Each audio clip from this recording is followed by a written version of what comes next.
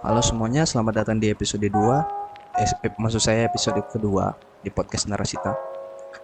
Yang saya akan bahas di sini yaitu investasi bukan cuma soal material. Nggak semua investasi bersifat profit materialis. Sudah banyak banget yang bahas soal investasi terkait masa depan, mulai dari investasi pensiun, investasi sekolah anak, investasi dan darurat.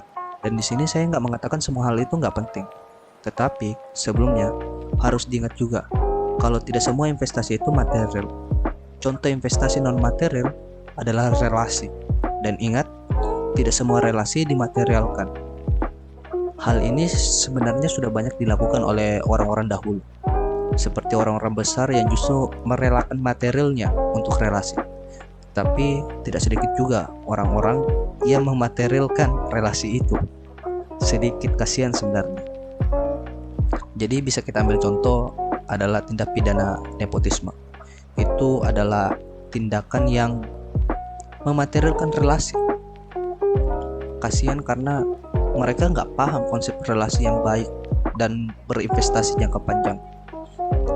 Emang benar juga sih kata orang bijak. Warisan yang paling hebat adalah akal sehat yang berpikir objektif. Mari kita ambil contoh. Sederhananya soal berpikir objektif dalam berhubungan. Kita bisa ambil konteks hubungan orang dewasa, bukan tua, dengan orang yang belajar dewasa, seperti ini contohnya. Kalau orang dewasa yang menjadi objek, maka pantas dimintai maaf oleh orang yang sedang belajar dewasa. Kalau orang yang belajar dewasa menjadi objek, maka mereka pantas menerima pengakuan mengalah oleh orang yang memikirkan dirinya sebagai orang dewasa. Kalau kalian masih bingung soal objektif, saya kasih contoh simpel. Saya bisa membuat kamu tersenyum. Adalah contoh subjektifnya. Kamu tersenyum olehku adalah contoh objektifnya. Hubungan atau relasi sebenarnya bisa jauh lebih bernilai dari investasi lainnya. Berhubungan baik dengan orang lain bisa menjadi modal dalam menjalani hidup.